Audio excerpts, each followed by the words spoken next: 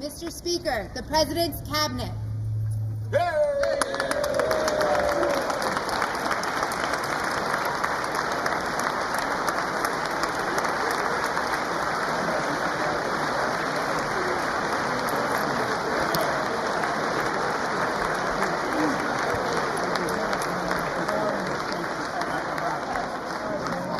That's true. I should have done way better.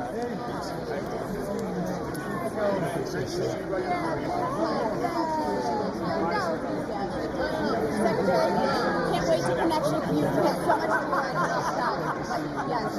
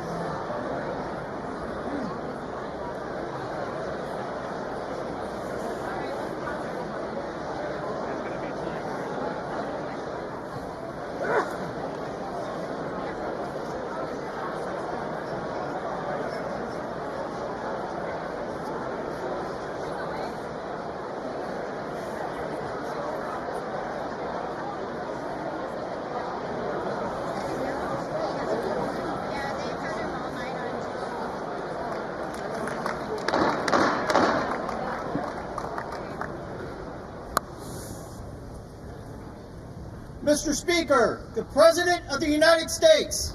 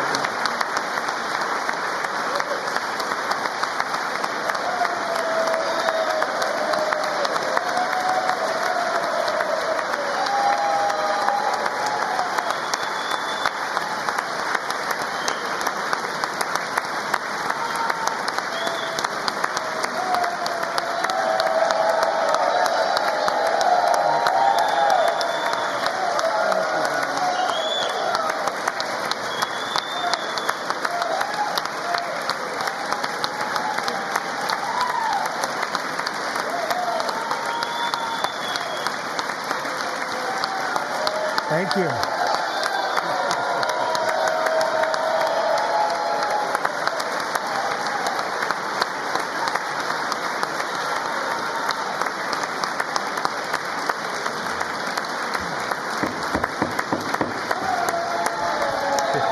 Thank you very much. Thank you very much. It's a great honor. Thank you very much.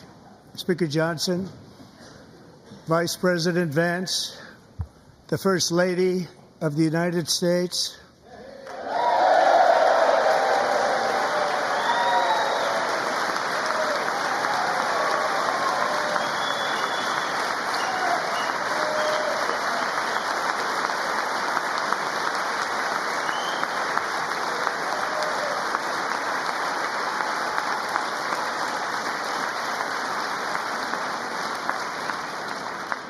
members of the United States Congress, thank you very much. And to my fellow citizens, America is back.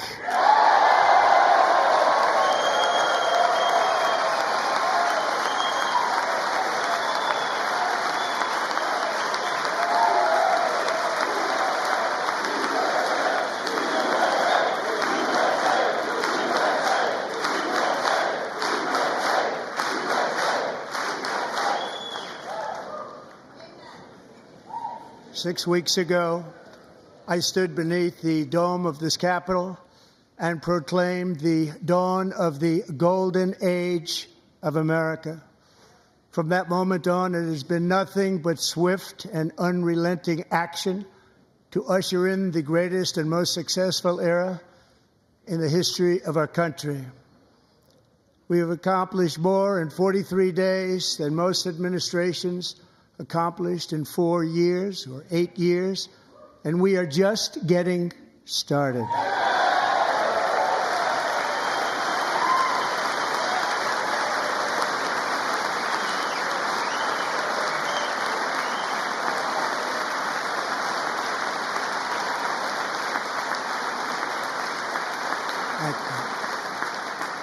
I return to this chamber tonight to report that America's momentum is back, our spirit is back, our pride is back, our confidence is back, and the American dream is surging bigger and better than ever before.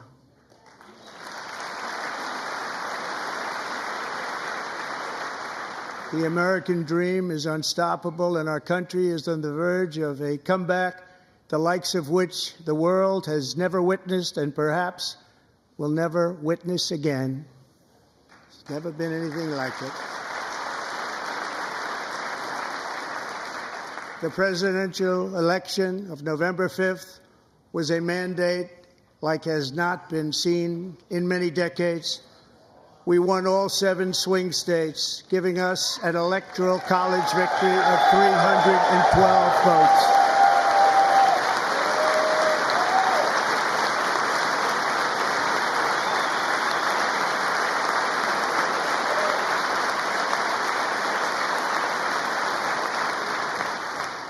We won the popular vote by big numbers and won counties in our country.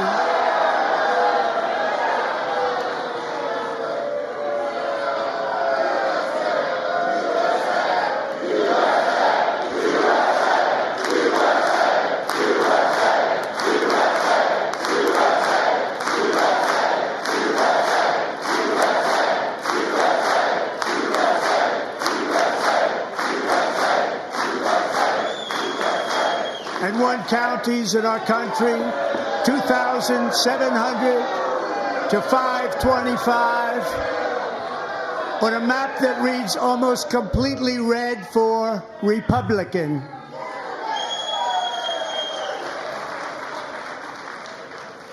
Now, for the first time in modern history, more Americans believe that our country is headed in the right direction than the wrong direction. In fact, it's an astonishing record, 27-point swing, the most ever.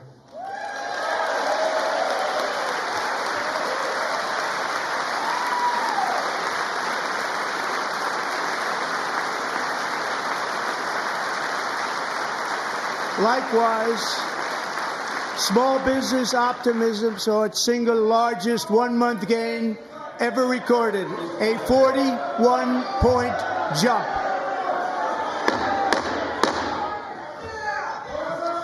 Members are directed to uphold and maintain decorum in the House and to cease any further disruptions.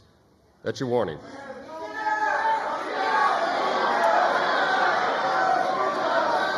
Members are engaging in willful and continuing breach of decorum, and the chair is prepared to direct the Sergeant-at-Arms to restore order to the joint session.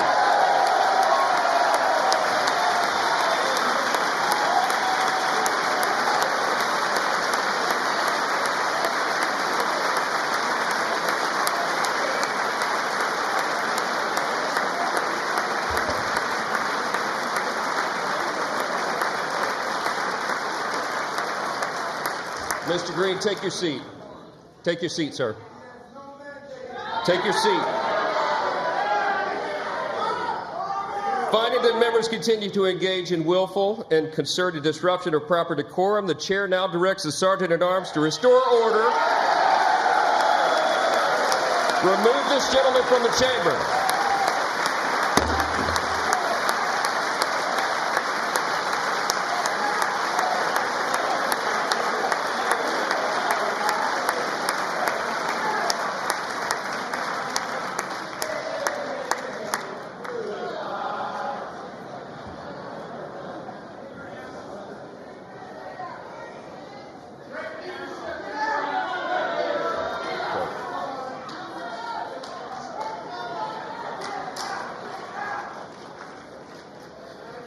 Members are directed to uphold and maintain decorum in the House. Mr. President, you continue. Thank you. Over the past 6 weeks, I have signed nearly 100 executive orders and taken more than 400 executive actions, a record to restore common sense, safety, optimism, and wealth all across our wonderful land. The people elected me to do the job, and I'm doing it.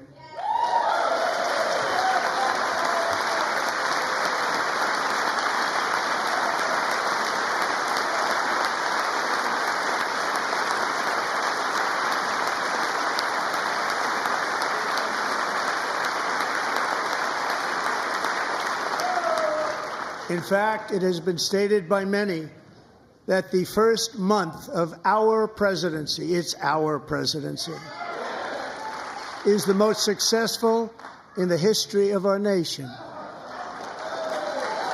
By many.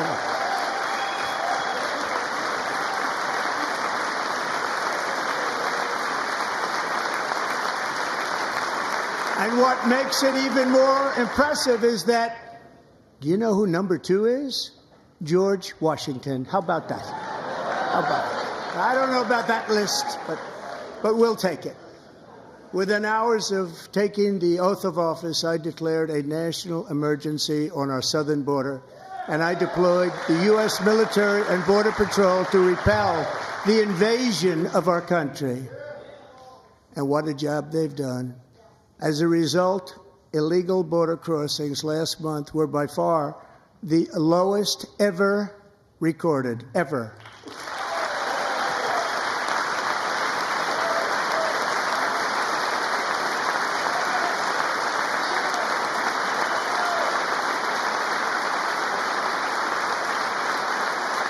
They heard my words and they chose not to come. Much easier that way. In comparison, under Joe Biden, the worst president in American history, there were hundreds of thousands of illegal crossings a month, and virtually all of them, including murderers, drug dealers, gang members, and people from mental institutions and insane asylums, were released into our country. Who would want to do that? This is my 5th such speech to Congress.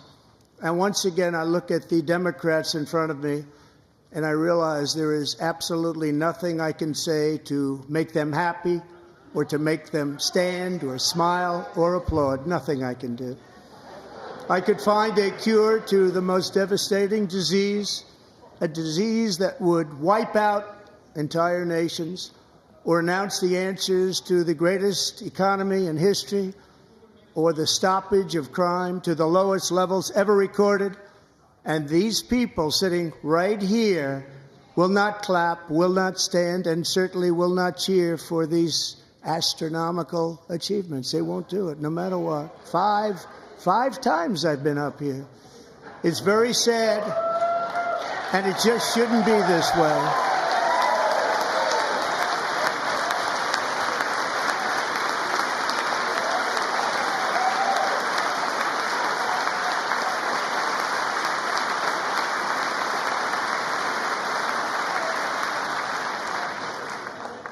So Democrats sitting before me, for just this one night, why not join us in celebrating so many incredible wins for America?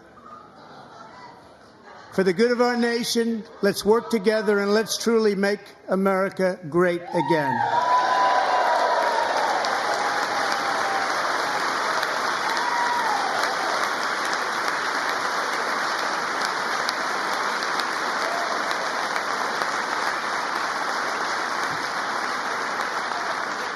Every day, my administration is fighting to deliver the change America needs to bring a future that America deserves, and we're doing it. This is a time for big dreams and bold action. Upon taking office, I imposed an immediate freeze on all federal hiring, a freeze on all new federal regulations, and a freeze on all foreign aid.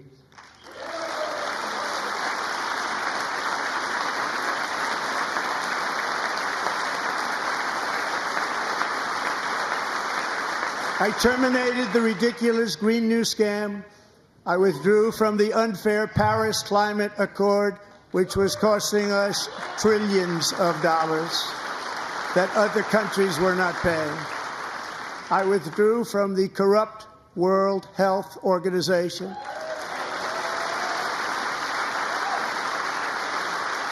And I also withdrew from the anti-American UN Human Rights Council.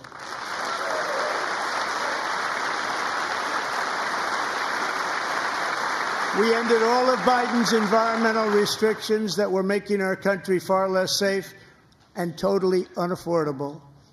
And importantly, we ended the last administration's insane electric vehicle mandate, saving our auto workers and companies from economic destruction.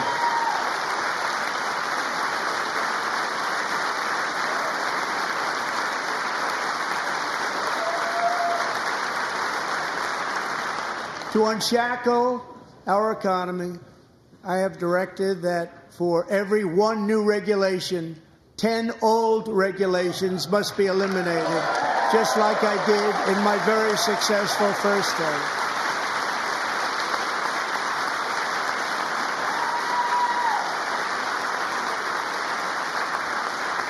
And in that first term, we set records on ending unnecessary rules and regulations like no other president had done before. We ordered all federal workers to return to the office. They will either show up for work in person or be removed from their job.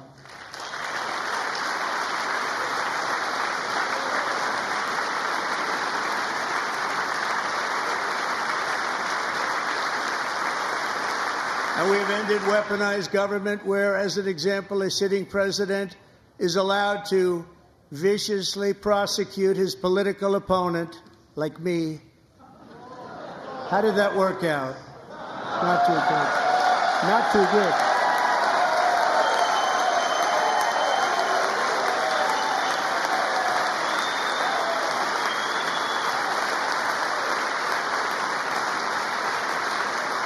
And I have stopped all government censorship and brought back free speech in America. It's back.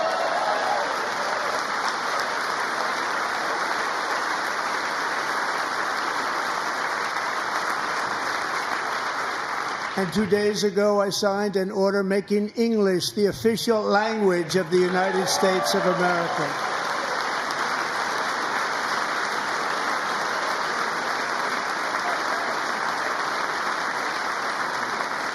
I renamed the Gulf of Mexico the Gulf of America.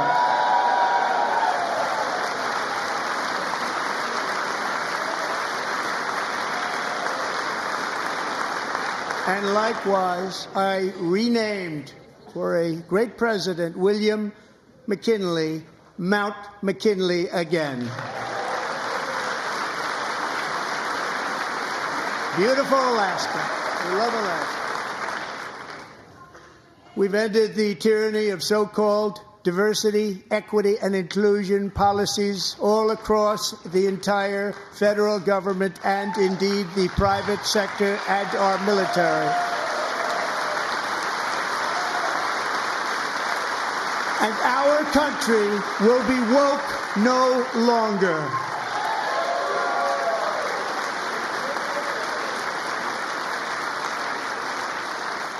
We believe that whether you are a doctor, an accountant, a lawyer, or an air traffic controller, you should be hired and promoted based on skill and competence, not race or gender. Very important.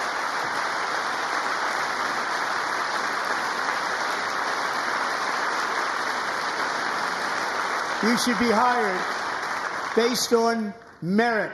And the Supreme Court, in a brave and very powerful decision, has allowed us to do so. Thank you. Thank you very much. Thank you. We have removed the poison of critical race theory from our public schools, and I signed an order making it the official policy of the United States government that there are only two genders, male and female.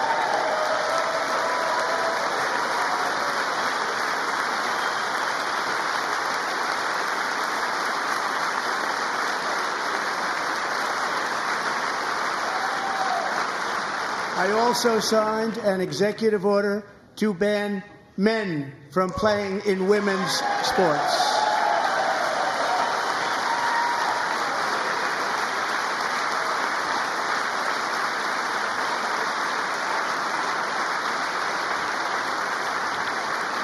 Three years ago, Peyton McNabb was an all-star high school athlete, one of the best, preparing for a future in college sports.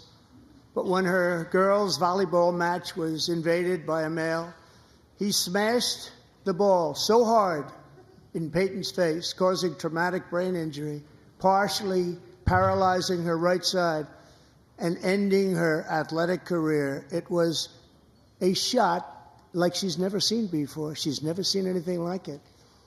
Peyton is here tonight in the gallery, and Peyton, from now on, schools will kick the men off the girls' team, or they will lose all federal funding.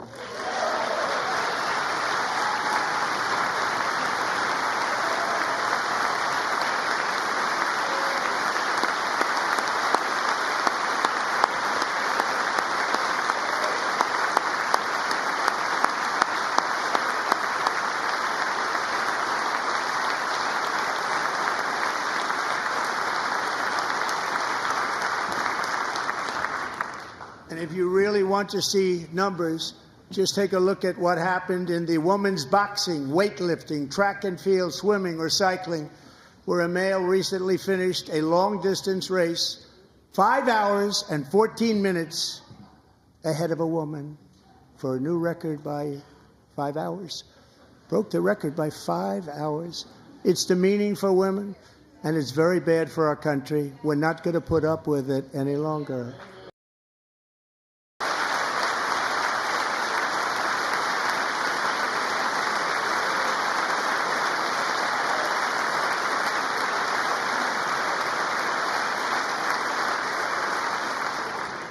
What I have just described is only a small fraction of the common sense revolution that is now, because of us, sweeping the entire world.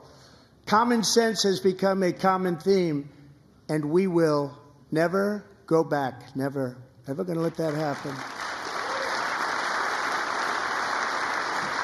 Among my very highest priorities is to rescue our economy and get dramatic and immediate relief to working families. As you know, we inherited from the last administration an economic catastrophe and an inflation nightmare. Their policies drove up energy prices, pushed up grocery costs, and drove the necessities of life out of reach for millions and millions of Americans. They've never had anything like it. We suffered the worst inflation in 48 years, but perhaps even in the history of our country. They're not sure. As president, I'm fighting every day to reverse this damage and make America affordable again.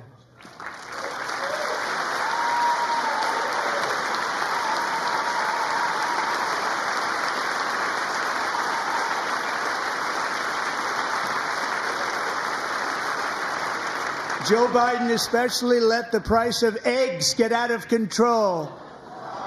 The egg price is out of control, and we're working hard to get it back down. Secretary, do a good job on that. You inherited a total mess from the previous administration. Do a good job.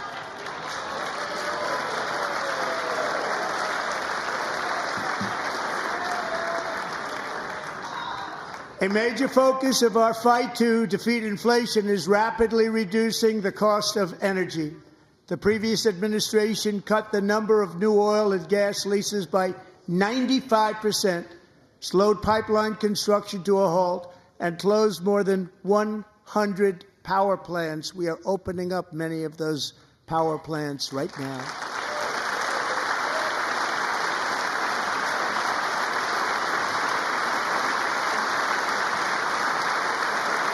And frankly, we have never seen anything like it. That's why on my first day in office, I declared a national energy emergency. As you've heard me say many times, we have more liquid gold under our feet than any nation on earth, and by far. And now I fully authorize the most talented team ever assembled to go and get it. It's called Drill, Baby, Drill.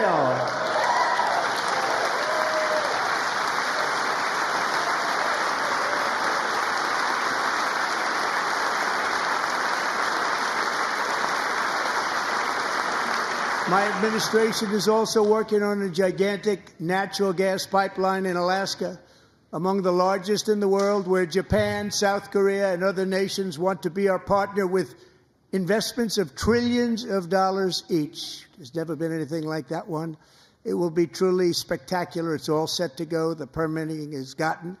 And later this week, I will also take historic action to dramatically expand production of critical minerals and rare earths here in the USA.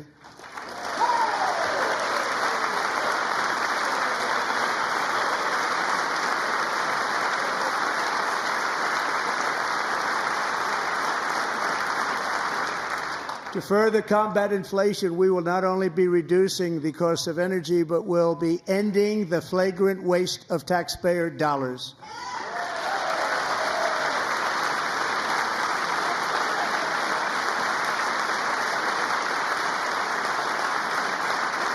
And to that end, I have created the brand new Department of Government Efficiency, DOGE. Perhaps you've heard of it. Perhaps.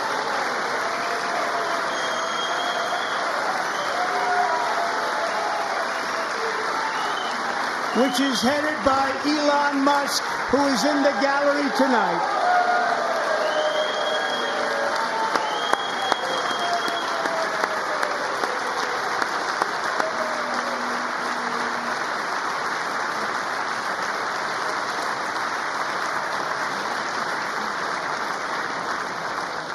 Thank you, Elon. He's working very hard. He didn't need this. He didn't need this. Thank you very much. We appreciate it. Everybody here, even this side, appreciates it, I believe. They just don't want to admit that. Just listen to some of the appalling waste we have already identified. $22 billion from HHS to provide free housing and cars for illegal aliens. $45 million for diversity, equity, and inclusion scholarships in Burma. $40 million to improve the social and economic inclusion of sedentary migrants. Nobody knows what that is. $8 million to promote LGBTQI+ in the African nation of Lesotho, which nobody has ever heard of. $60 million for indigenous peoples and Afro-Colombian empowerment in Central America. $60 million. $8 million for making mice transgender. This is real. $32 million for a left-wing propaganda operation in Moldova. $10 million for male circumcision in Mozambique. $20 million for the Arab Sesame Street in the Middle East. It's a program. $20 million for a program. $1.9 billion to recently created Decarbonization of Homes Committee, headed up, and we know she's involved. Just at the last moment, the money was passed over by a woman named Stacey Abrams. Have you ever heard of her? A $3.5 million consulting contract for lavish fish monitoring. $1.5 million for voter confidence in Liberia. $14 million for social cohesion in Mali. $59 million for illegal alien hotel rooms in New York City. He's a real estate developer. He's done very well. $250,000 to increase vegan local climate action innovation in Zambia. $42 million for social and behavior change in Uganda. $14 million for improving public procurement in Serbia. $47 million for improving learning outcomes in Asia. Asia's doing very well with learning. You know what we're doing. We should use it ourselves. And $101 million for DEI contracts at the Department of Education. The most ever paid, nothing even like it. Under the Trump administration, all of these scams, and they're far worse, but I didn't think it was appropriate to talk about them. They're so bad. Many more have been found out and exposed and swiftly terminated by a group of very intelligent, mostly young people, headed up by Elon, and we appreciate it. We found hundreds of billions of dollars of fraud.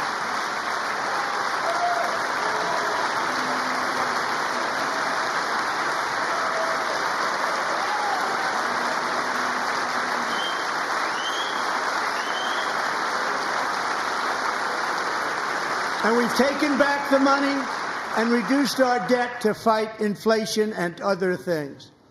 Taken back a lot of that money. We got it just in time. This is just the beginning. The Government Accountability Office, a federal government office, has estimated annual fraud of over $500 billion in our nation, and we are working very hard to stop it. We're going to. We're also identifying shocking levels of incompetence and probable fraud in the Social Security program for our seniors, and that our seniors and people that we love rely on. Believe it or not, government databases list 4.7 million Social Security members from people aged 100 to 109 years old. It lists 3.6 million people from ages 110 to 119. I don't know any of them. I know some people that are rather elderly, but not quite that elderly. 3.47 million people from ages 120 to 129. 3.9 million people from ages 130 to 139. 3.5 million people from ages 140 to 149. And money is being paid to many of them, and we're searching right now. In fact, Pam, good luck. Good luck. You're going to find it.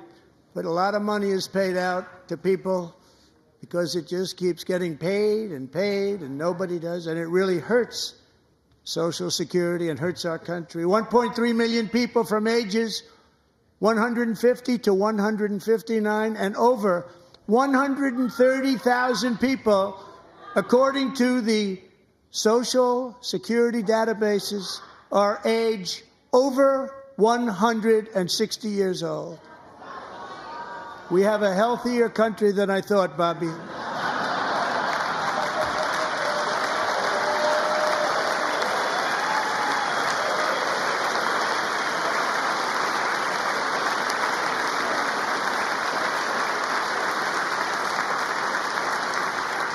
Including, to finish, 1,039 people between the ages of 220 and 229, one person between the age of 240 and 249, and one person is listed at 360 years of age. More than 100 years older than our country. But we're going to find out where that money's going, and it's not going to be pretty. By slashing all of the fraud, waste, and theft we can find, we will defeat inflation, bring down mortgage rates, lower car payments and grocery prices, protect our seniors, and put more money in the pockets of American families.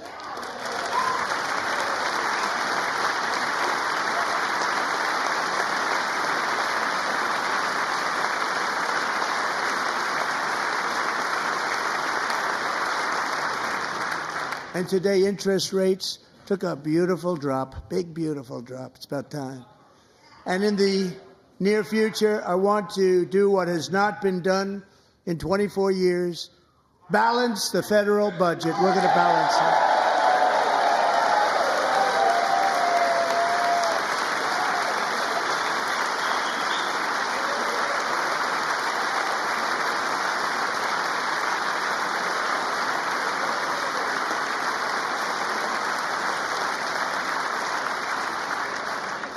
With that goal in mind, we have developed in great detail what we are calling the Gold Card, which goes on sale very, very soon. For $5 million, we will allow the most successful job-creating people from all over the world to buy a path to U.S. citizenship. It's like the green card, but better and more sophisticated. And these people will have to pay tax in our country. They won't have to pay tax from where they came. The money that they've made, you wouldn't want to do that, but they have to pay tax, create jobs. They'll also be taking people out of colleges and paying for them so that we can keep them in our country instead of having them being forced out. Number one, at the top school, as an example, being forced out and not being allowed to stay and create tremendous numbers of jobs and great success for a company out there. So while we take out the criminals, killers, traffickers, and child predators who are allowed to enter our country under the open border policy of these people, the Democrats, the Biden administration, the open border insane policies that you've allowed to destroy our country, we will now bring in brilliant, hardworking, job-creating people. They're going to pay a lot of money, and we're going to reduce our debt with that money.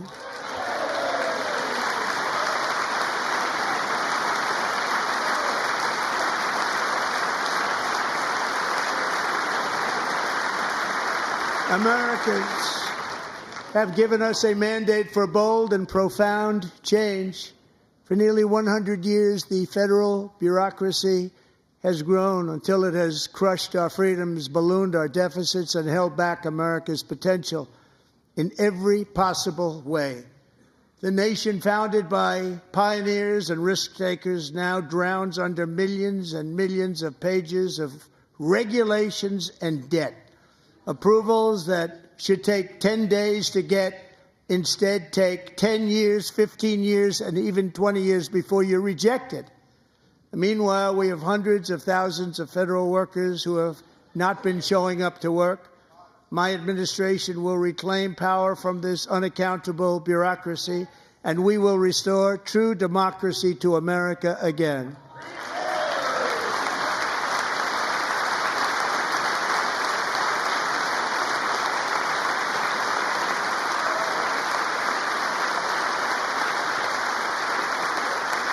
any federal bureaucrat who resists this change will be removed from office immediately.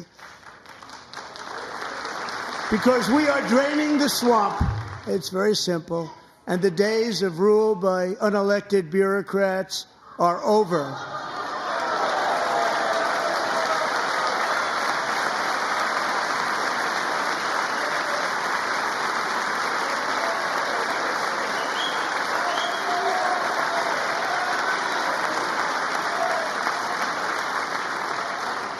And the next phase of our plan to deliver the greatest economy in history is for this Congress to pass tax cuts for everybody. They're in there. They're waiting for you to vote.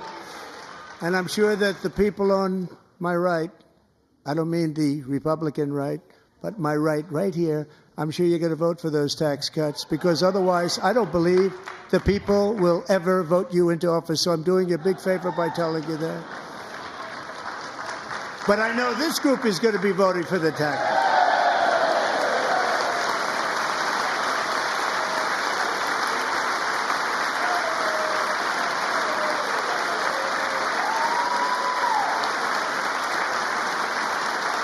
Thank you. It's a very, very big part of our plan. We had tremendous success in our first term with it. A very big part of our plan. We're seeking permanent income tax cuts all across the board.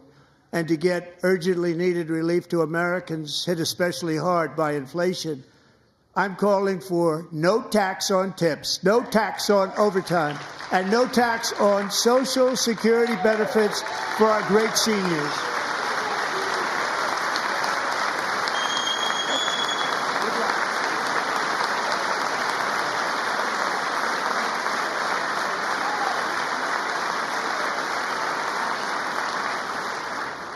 And I also want to make interest payments on car loans tax deductible, but only if the car is made in America.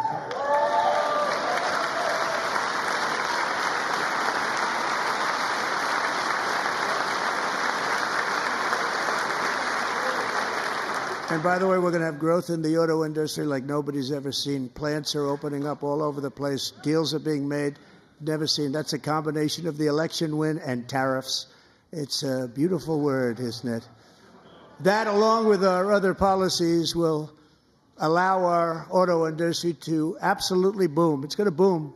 Spoke to the majors today, all three, the top people, and they're so excited. In fact, already numerous car companies have announced that they will be building massive automobile plants in America, with Honda just announcing a new plant in Indiana, one of the largest anywhere in the world.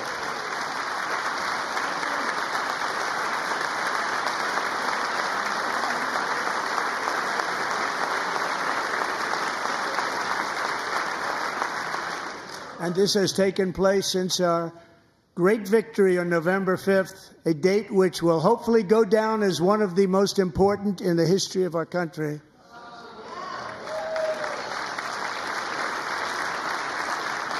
In addition, as part of our tax cuts, we want to cut taxes on domestic production and all manufacturing. And just as we did before, we will provide 100% expensing. It will be retroactive to January 20th, 2025. And it was one of the main reasons why our tax cuts were so successful in our first term, giving us the most successful economy in the history of our country. First term. We had a great first term.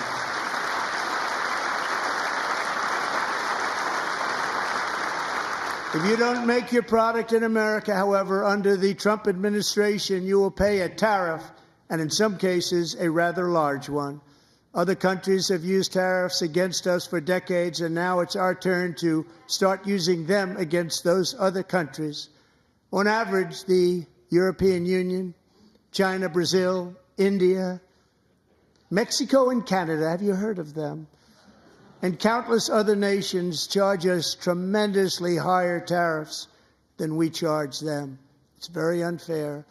India charges us auto tariffs higher than 100%. China's average tariff on our products is twice what we charge them. And South Korea's average tariff is 4 times higher. Think of that, 4 times higher. And we give so much help militarily and in so many other ways to South Korea. But that's what happens. This is happening by friend and foe. This system is not fair to the United States and never was. And so on April 2nd, I wanted to make it April 1st, but I didn't want to be accused of April Fool's Day. That's not, just one day cost us a lot of money. But we're going to do it in April. I'm a very superstitious person. April 2nd, reciprocal tariffs kick in. And whatever they tariff us, other countries, we will tariff them. That's reciprocal, back and forth. Whatever they tax us, we will tax them. If they do non-monetary tariffs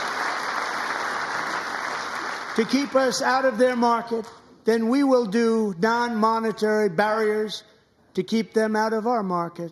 There's a lot of that, too. They don't even allow us in their market. We will take in trillions and trillions of dollars and create jobs like we have never seen before.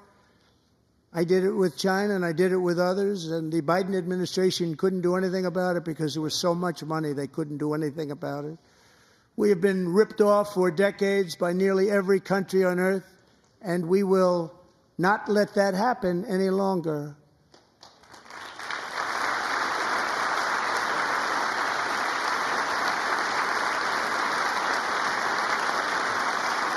Much has been said over the last 3 months about Mexico and Canada, but we have very large deficits with both of them. But even more importantly, they've allowed fentanyl to come into our country at levels never seen before, killing hundreds of thousands of our citizens and many very young, beautiful people, destroying families.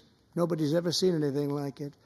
They are, in effect, receiving subsidies of hundreds of billions of dollars. We pay subsidies to Canada and to Mexico of hundreds of billions of dollars, and the United States will not be doing that any longer. We're not going to do it any longer.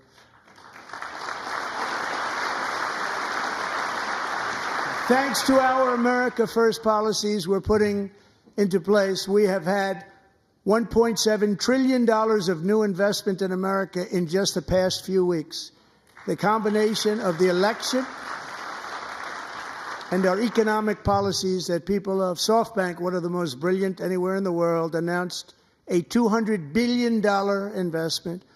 OpenAI and Oracle, Larry Ellison, announced $500 billion investment, which they wouldn't have done if Kamala had won. Apple announced $500 billion investment. Tim Cook called me. He said, I cannot spend it fast enough. It's going to be much higher than that, I believe. They'll be building their plants here instead of in China. And just yesterday, Taiwan Semiconductor, the biggest in the world, most powerful in the world, has a tremendous amount, 97% of the market, announced a $165 billion investment to build the most powerful chips on earth right here in the USA.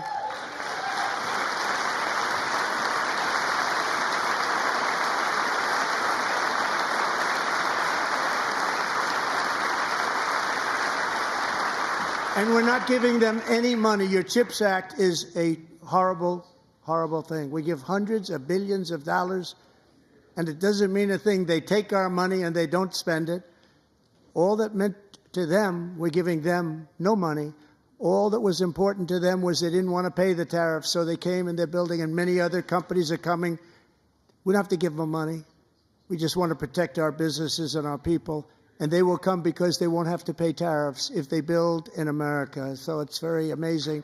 You should get rid of the CHIP Act, and whatever's left over, Mr. Speaker, you should use it to reduce debt or any other reason you want to.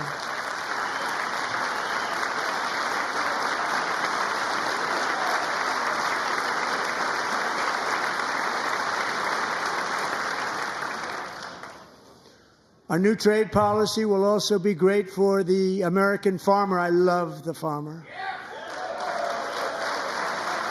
who will now be selling into our home market, the USA, because nobody is going to be able to compete with you. because there's goods that come in from other countries and companies. They're really in a bad position in so many different ways. They're uninspected. They may be very dirty and disgusting, and they come in and they pour in, and they hurt our American farmers. The tariffs will go on agricultural product coming into America, and our farmers, starting on April 2nd, it may be a little bit of an adjustment period. We had that before when I made the deal with China, $50 billion of purchases, and I said, just bear with me, and they did. They did. Probably have to bear with me again, and this will be even better. That was great. The problem with it was that Biden didn't enforce it. He didn't enforce it. $50 billion of purchases, and we were doing great, but Biden did not enforce it, and it hurt our farmers. But our farmers are going to have a field day right now. So to our farmers, have a lot of fun. I love you, too. I love you, too. It's all going to happen.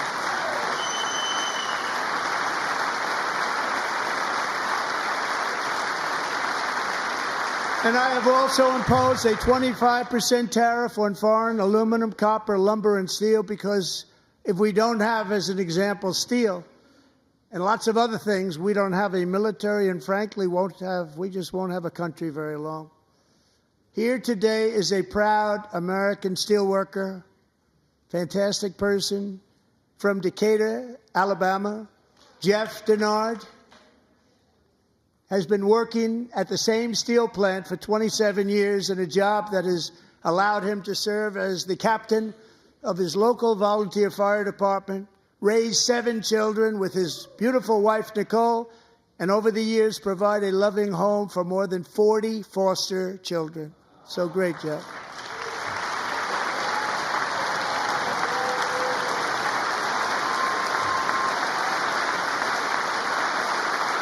Thank you, Jeff. Thank you, Jeff.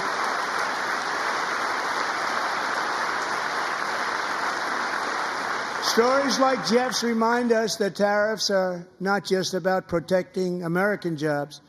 They're about protecting the soul of our country. Tariffs are about making America rich again and making America great again, and it's happening, and it will happen rather quickly. There'll be a little disturbance, but we're okay with that. It won't be much. No, you're not. Oh. And look where Biden took us. Very low, the lowest we've ever been. Jeff, I want to thank you very much. And I also want to recognize another person who has devoted herself to foster care community. She works so hard on it. A very loving person, our magnificent First Lady of the United States.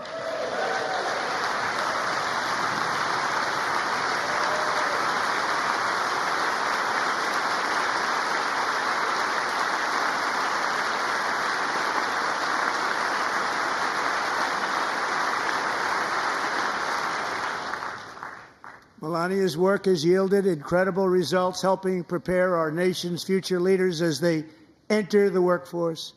Our First Lady is joined by 2 impressive young women, very impressive. Haley Ferguson, who benefited from the First Lady's Fostering the Future initiative and is poised to complete her education and become a teacher.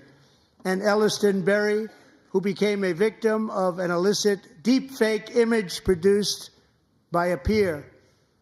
With Elliston's help, the Senate just passed the Take It Down Act, and this is so important. Thank you very much, John. John Thune, thank you. Stand up, John.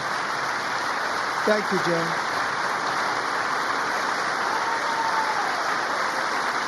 Thank you all very much.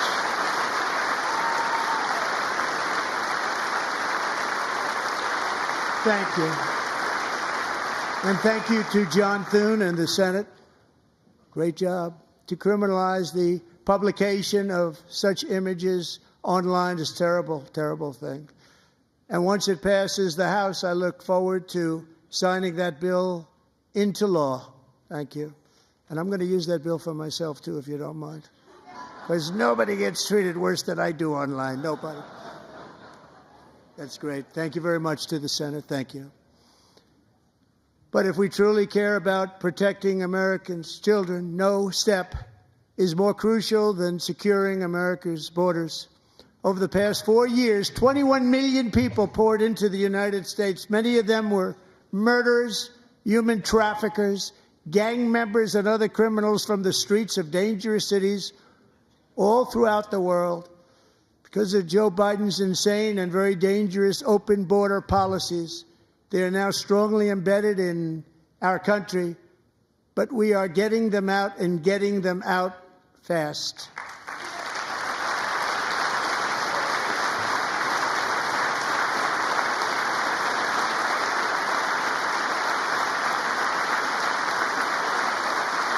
And I want to thank Tom Homan and Christy. I want to thank you and Paul of Border Patrol. I want to thank you. What a job they've all done. Everybody, Border Patrol, ICE, law enforcement in general is incredible. We have to take care of our law enforcement. Have to.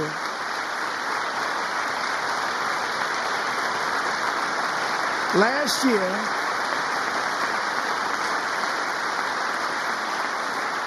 a brilliant 22-year-old nursing student named Laken Riley, the best in her class, admired by everybody, went out for a jog on the campus of the University of Georgia.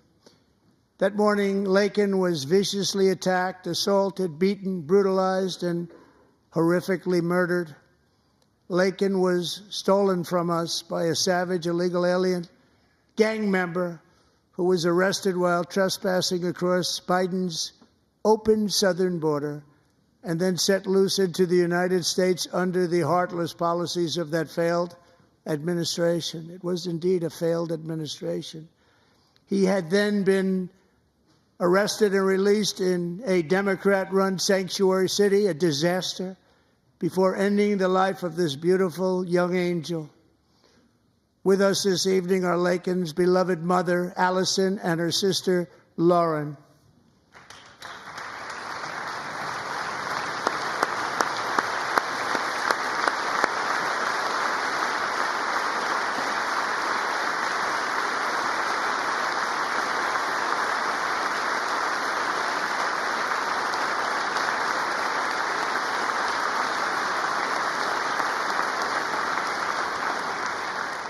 Last year, I told Laken's grieving parents that we would ensure their daughter would not have died in vain. That's why the very first bill I signed into law as your 47th president mandates the detention of all dangerous criminal aliens who threaten public safety. It's a very strong, powerful act.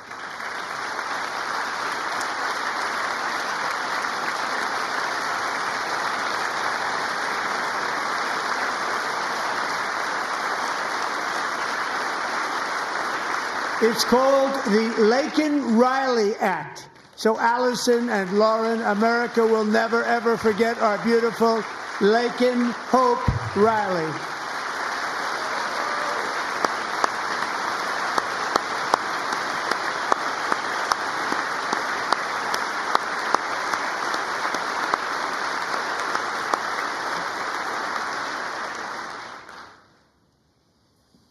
Thank you very much. Since taking office, my administration has launched the most sweeping border and immigration crackdown in American history, and we quickly achieved the lowest numbers of illegal border crossers ever recorded. Thank you.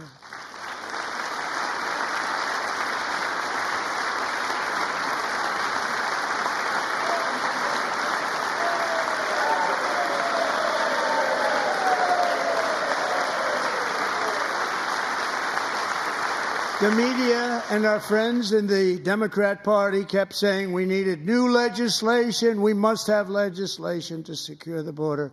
But it turned out that all we really needed was a new president.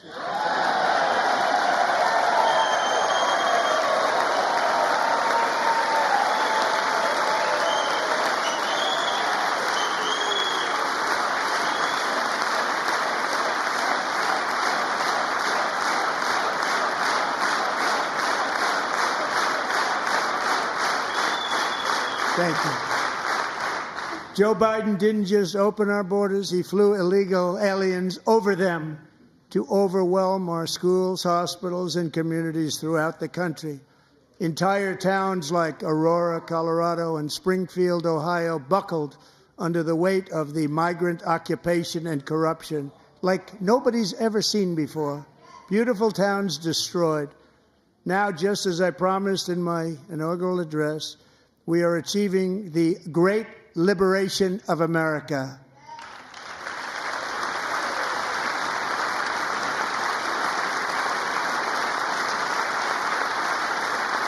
But there still is much work to be done. Here tonight is a woman I have gotten to know, Alexis Nungari from Houston. Wonderful woman. Last June, Alexis's 12-year-old daughter, her precious Jocelyn, walked to a nearby convenience store. She was kidnapped, tied up, assaulted for 2 hours under a bridge, and horrifically murdered. Arrested and charged with this heinous crime are 2 illegal alien monsters from Venezuela, released into America by the last administration through their ridiculous open border. The death of this beautiful 12-year-old girl and the agony of her mother and family touched our entire nation greatly. Alexis, I promised that we would always remember your daughter, your magnificent daughter, and earlier tonight, I signed an order keeping my word to you. One thing I have learned about Jocelyn is that she loved animals so much. She loved nature.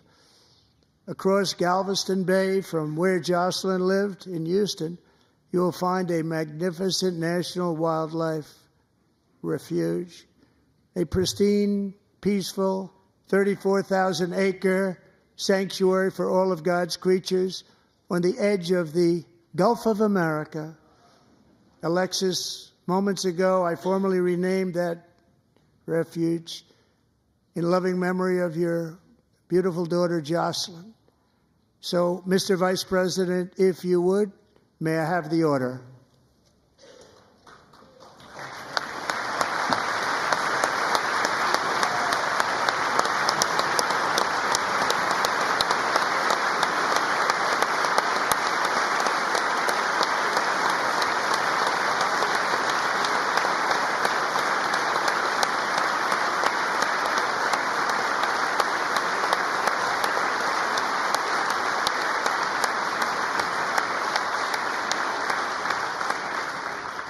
Thank you very much.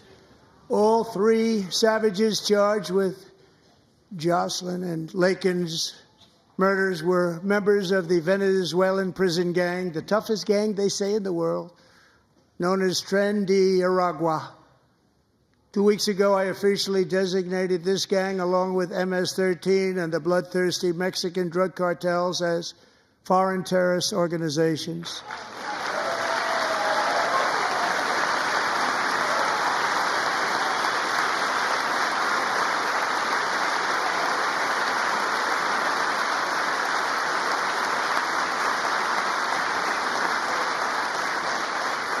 They are now officially in the same category as ISIS, and that's not good for them. Countless thousands of these terrorists were welcomed into the U.S. by the Biden administration. But now every last one will be rounded up and forcibly removed from our country, or, if they're too dangerous, put in jails, standing trial in this country, because we don't want them to come back ever. With us this evening is a warrior on the front lines of that battle, Border Patrol Agent Roberto Ortiz. Great guy.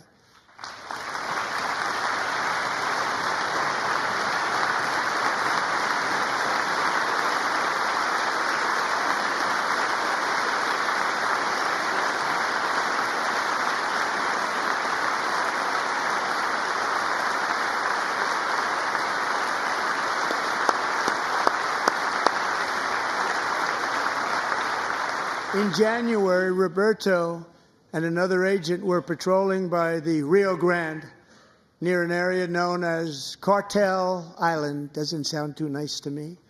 When heavily armed gunmen started shooting at them.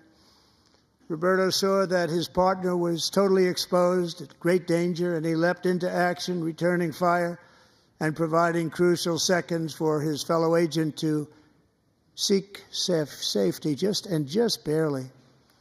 I have some of the prints of that event, and it was not good. Agent Ortiz, we salute you for your great courage and for your line of fire that you took and for the bravery that you showed. We honor you, and we will always honor you. Thank you, Roberto, very much.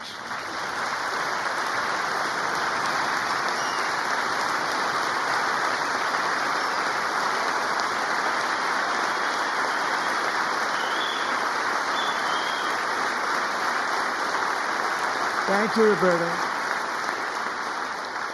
And I actually got to know him on my many calls to the border.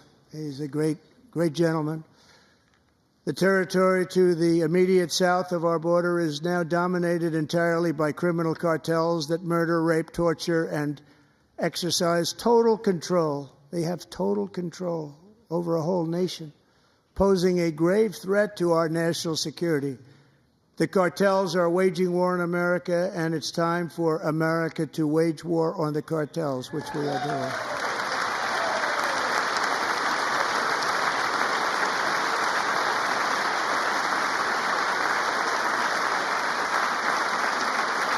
Five nights ago, Mexican authorities, because of our tariff policies being imposed on them, think of this, handed over to us 29 of the biggest cartel leaders in their country. That has never happened before. They want to make us happy. First time ever. But we need Mexico and Canada to do much more than they've done, and they have to stop the fentanyl and drugs pouring into the USA. They're going to stop it. I have sent Congress a detailed funding request laying out exactly how we will eliminate these threats to protect our homeland and complete the largest deportation operation in American history, larger even than current record holder President Dwight D. Eisenhower, a moderate man, but someone who believed very strongly in borders. Americans expect Congress to send me this funding without delay so I can sign it into law. So, Mr. Speaker, John Thune, both of you, I hope you're going to be able to do that, Mr. Speaker. Thank you. Mr. Leader, thank you. Thank you very much. And let's get it to me. I'll sign it so fast, you won't even believe it.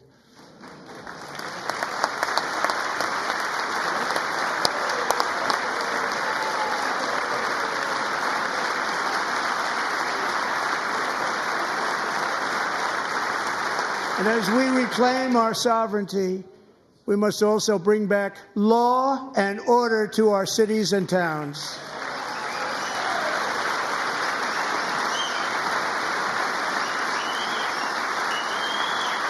In recent years, our justice system has been turned upside down by radical left lunatics. Many jurisdictions virtually ceased enforcing the law against dangerous repeat offenders while weaponizing law enforcement against political opponents like me. My administration has acted swiftly and decisively to restore fair, equal, and impartial justice under the constitutional rule of law, starting at the FBI and the DOJ. Pam, good luck. Cash, wherever you may be, good luck. Good luck. Pam Bondi. Good luck. So important. Going to do a great job. Cash, thank you. Thank you, Cash.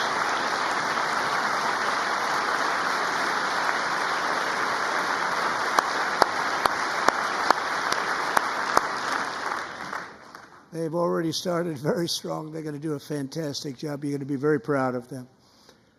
We're also once again giving our police officers the support, protection, and respect they so dearly deserve. They have to get it.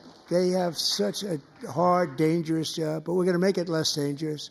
The problem is the bad guys don't respect the law, but they're starting to respect it, and they soon will respect it. This also includes our great fire departments throughout the country. Our firemen and women are unbelievable people, and we'll never forget them. And besides that, they voted for me in record numbers, so I have no choice.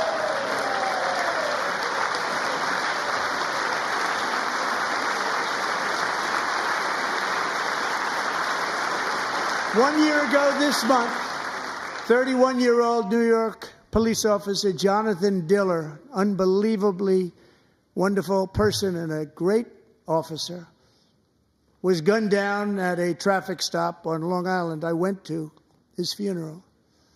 The vicious criminal charged with his murder had 21 prior arrests, and they were rough arrests, too. He was a real bad one.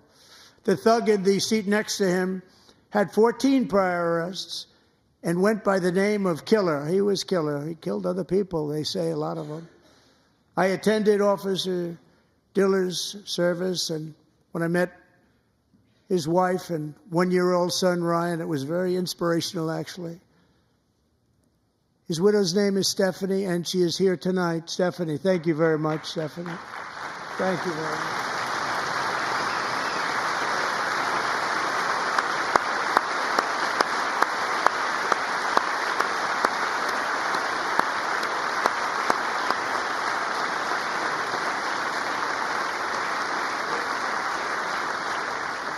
Stephanie, we're going to make sure that Ryan knows his dad was a true hero, New York's finest, and we're going to get these cold-blooded killers and repeat offenders off our streets, so we're going to do it fast. Got to stop it. They get out with 28 arrests. They push people into subway trains. They hit people over the head, back of the head with baseball bats. We got to get them out of here. I've already signed an executive order requiring a mandatory death penalty for anyone who murders a police officer, and tonight I'm asking Congress to pass that policy into permanent law.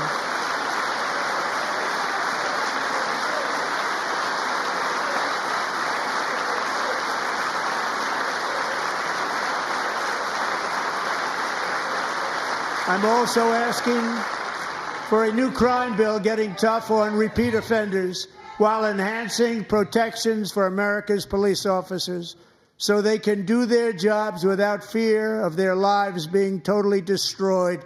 They don't want to be killed. We're not going to let them be killed. Joining us in the gallery tonight is a young man who truly loves our police. His name is DJ Daniel. He is 13 years old, and he has always dreamed of becoming a police officer.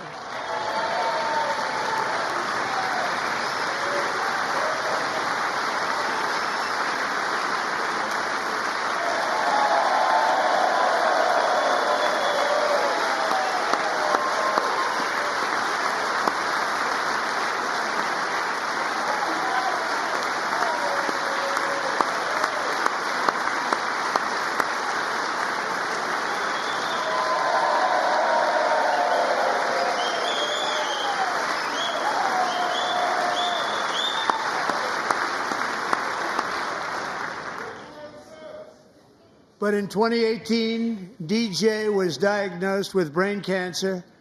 The doctors gave him 5 months at most to live. That was more than 6 years ago.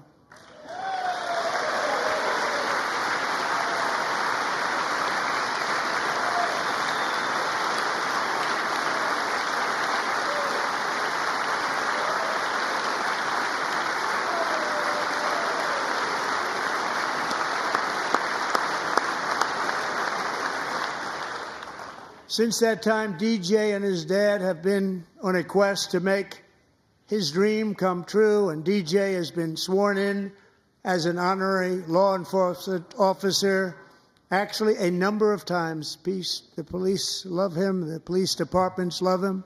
And tonight, DJ, we're going to do you the biggest honor of them all. I am asking our new Secret Service Director, Sean Curran, to officially make you an agent of the United States Secret Service.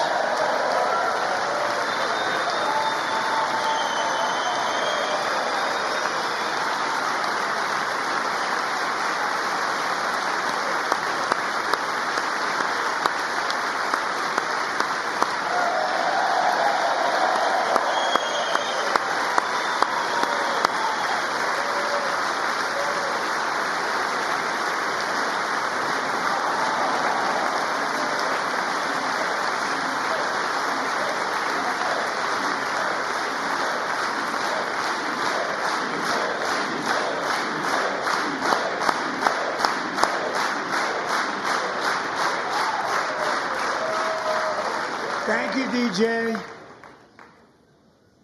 DJ's doctors believe his cancer likely came from a chemical he was exposed to when he was younger. Since 1975, rates of child cancer have increased by more than 40%.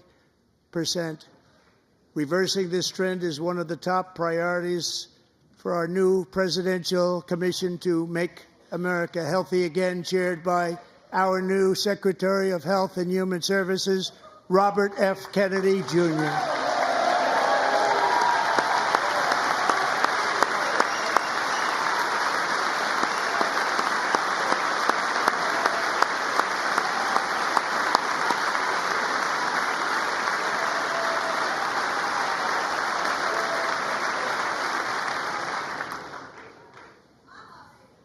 With the name Kennedy, you would have thought everybody over here would have been cheering.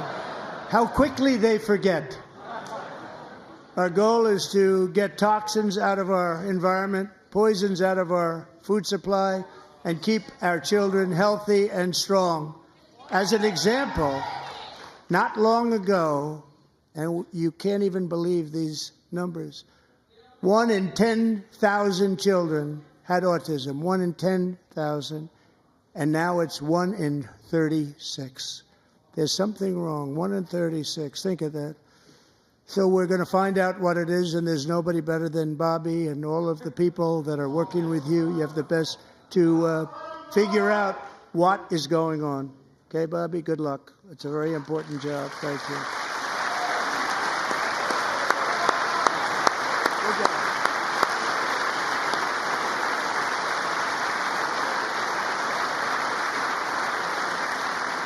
Thank you.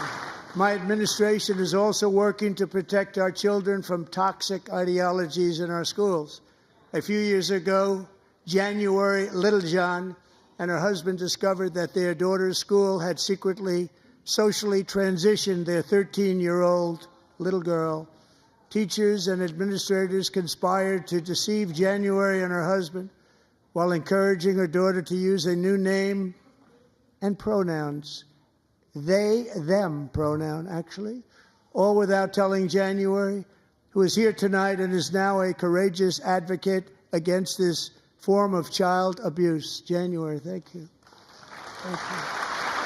Thank you very much.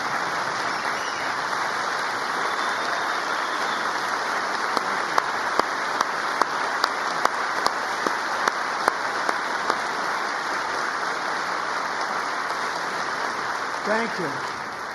Stories like this are why, shortly after taking office, I signed an executive order banning public schools from indoctrinating our children with transgender ideology.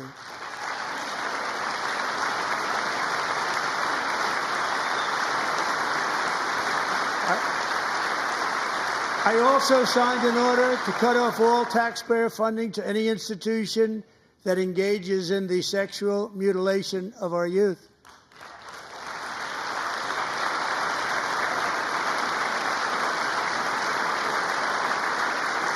And now I want Congress to pass a bill permanently banning and criminalizing sex changes on children and forever ending the lie that any child is trapped in the wrong body. This is a big lie.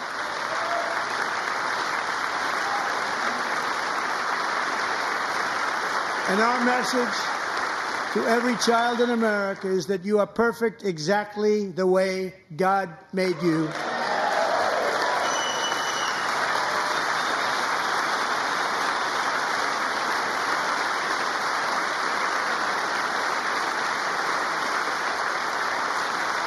Because we're getting wokeness out of our schools and out of our military, and it's already out, and it's out of our society. We don't want it. Wokeness is trouble. Wokeness is bad. It's gone. It's gone. And we feel so much better for it, don't we? Don't we feel better? Our service members won't be activists and ideologues. They will be fighters and warriors. They will fight for our country. And Pete, congratulations. Secretary of Defense, congratulations.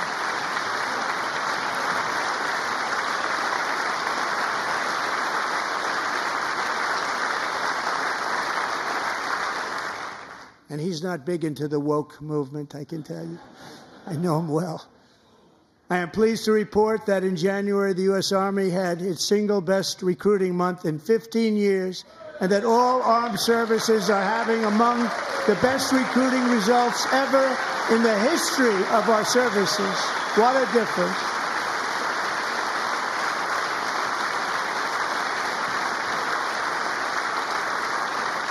And you know, it was just a few months ago where the results were exactly the opposite. We couldn't recruit anywhere. We couldn't recruit. Now we're having the best results just about that we've ever had. What a tremendous turnaround. It's really a beautiful thing to see. People love our country again. It's very simple. They love our country, and they love being in our military again. So it's a great thing, and thank you very much. Great job. Thank you.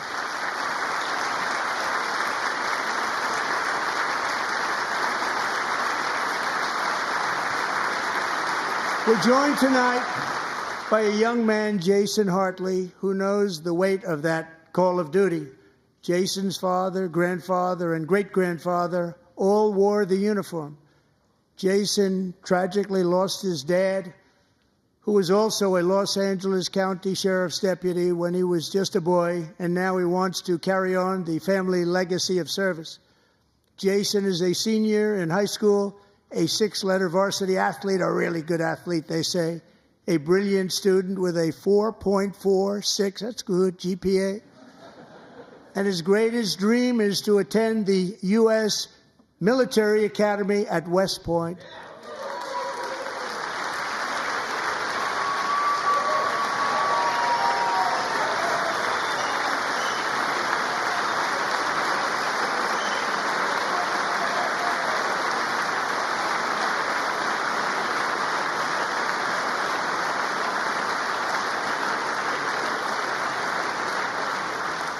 And Jason, that's a very big deal getting in. That's a hard one to get into. But I'm pleased to inform you that your application has been accepted.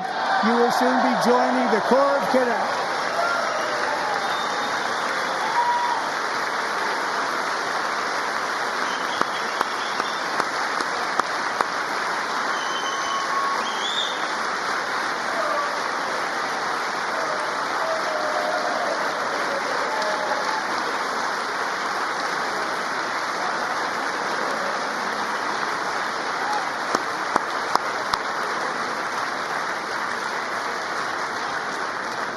Thank you. Jason, you're going to be on the long gray line, Jason. As Commander-in-Chief, my focus is on building the most powerful military of the future. As a first step, I'm asking Congress to fund a state-of-the-art Golden Dome missile defense shield to protect our homeland, all made in the USA.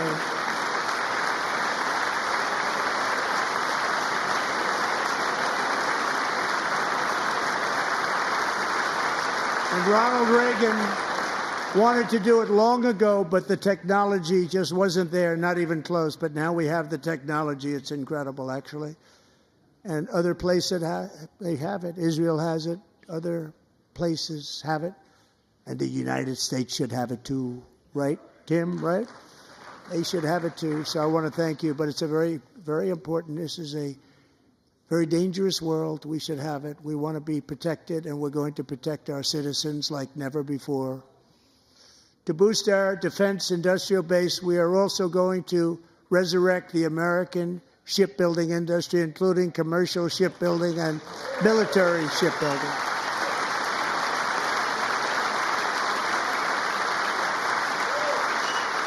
And for that purpose, I am announcing tonight that we will create a new Office of Shipbuilding in the White House and offer special tax incentives to bring this industry home to America where it belongs. We used to make so many ships. We don't make them anymore very much, but we're going to make them very fast, very soon. It will have a huge impact. To further enhance our national security, my administration will be reclaiming the Panama Canal, and we've already started doing it.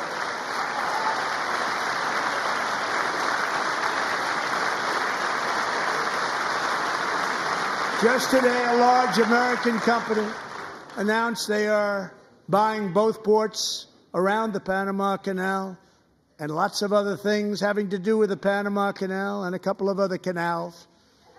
The Panama Canal was built by Americans for Americans, not for others, but others could use it.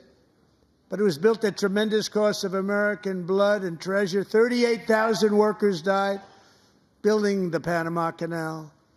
They died of malaria. They died of snake bites and mosquitoes. Not a nice place to work. They paid them very highly to go there, knowing there was a 25% chance that they would die. The most expensive project also that was ever built in our country's history, if you bring it up to modern day costs. It was given away by the Carter administration for $1, but that agreement has been violated very severely. We didn't give it to China. We gave it to Panama, and we're taking it back.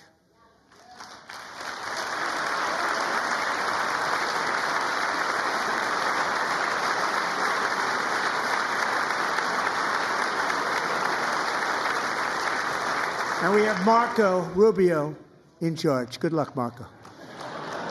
Now, we know who to blame if anything goes wrong. Marco's been amazing, and he's going to do a great job.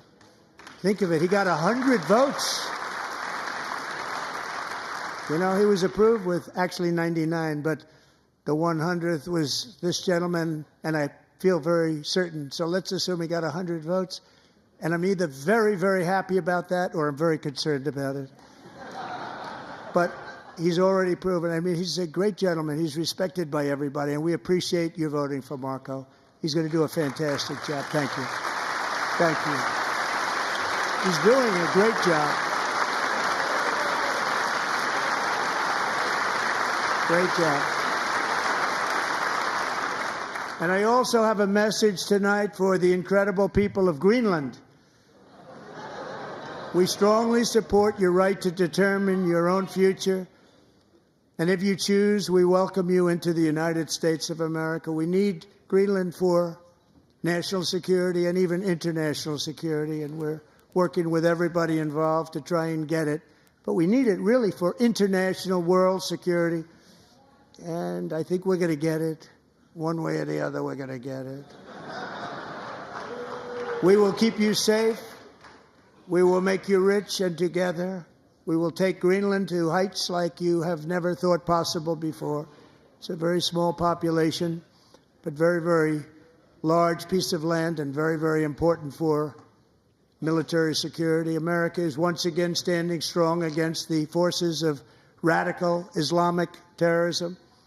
3.5 years ago, ISIS terrorists killed 13 American service members and countless others in the Abbey Gate bombing during the disastrous and incompetent withdrawal from Afghanistan. Not that they were withdrawing, it was the way they withdrew. Perhaps the most embarrassing moment in the history of our country. Tonight, I am pleased to announce that we have just apprehended the top terrorist responsible for that atrocity, and he is right now on his way here to face the swift sword of American justice.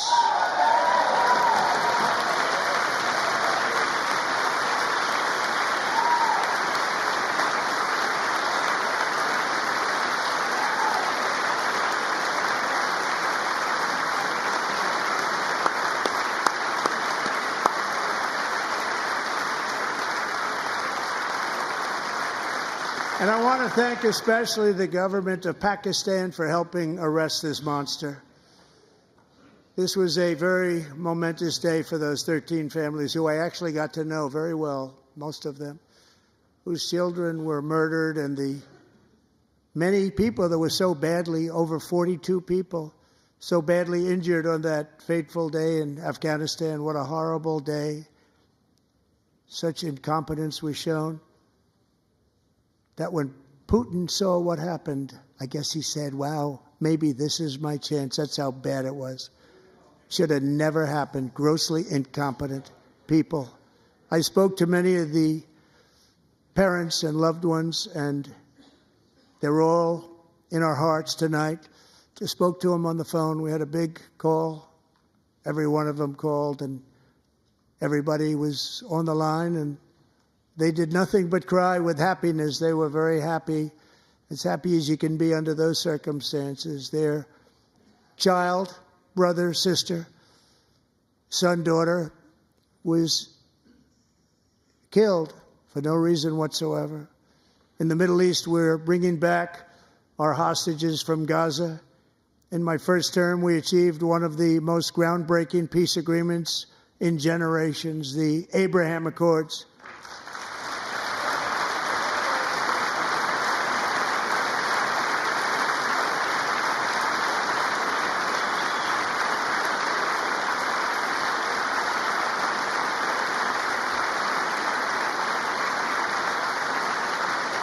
And now we're going to build on that foundation to create a more peaceful and prosperous future for the entire region. A lot of things are happening in the Middle East. People have been talking about that so much lately with everything going on with Ukraine and Russia.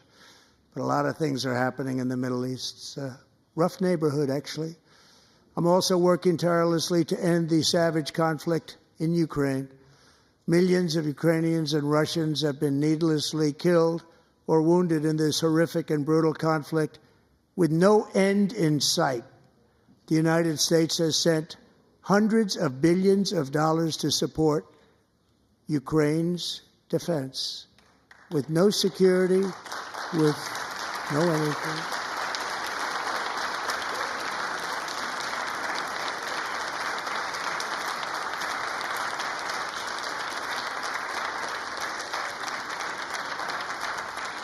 Do you want to keep it going for another 5 years?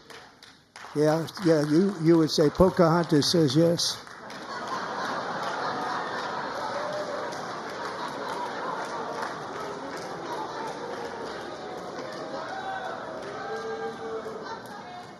$2,000 people are being killed every single week. More than that. They're Russian young people. They're Ukrainian young people. They're not Americans. But I want it to stop. Meanwhile, Europe has sadly spent more money buying Russian oil and gas than they have spent on defending Ukraine, by far. Think of that. They've spent more buying Russian oil and gas than they have defending. And we've spent perhaps $350 billion, like taking candy from a baby. That's what happened. And they've spent $100 billion. What a difference that is. And we have an ocean separating us, and they don't.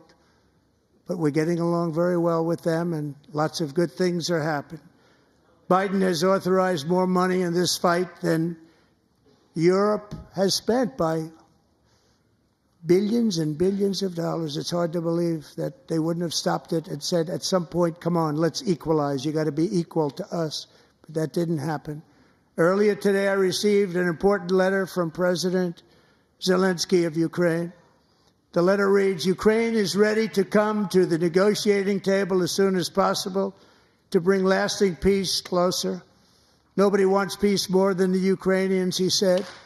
My team and I stand ready to work under President Trump's strong leadership to get a peace that lasts. We do really value how much America has done to help Ukraine maintain its sovereignty and independence. Regarding the agreement on minerals and security, Ukraine is ready to sign it at any time that is convenient for you. I appreciate that he sent this letter, just got it a little while ago. Simultaneously, we've had serious discussions with Russia and have received strong signals that they are ready for peace. Wouldn't that be beautiful? Wouldn't that be beautiful?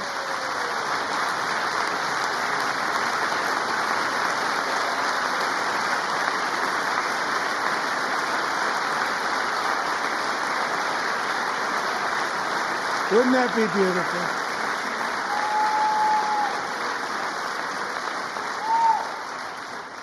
It's time to stop this madness. It's time to halt the killing. It's time to end this senseless war. If you want to end wars, you have to talk to both sides. Nearly 4 years ago, amid rising tensions, a history teacher named Mark Fogel was detained in Russia and sentenced to 14 years in a penal colony. Rough stuff. The previous administration barely lifted a finger to help him. They knew he was innocent, but they had no idea where to begin. But last summer, I promised his 95-year-old mother, Malphine, that we would bring her boy safely back home. After 22 days in office, I did just that, and they are here tonight.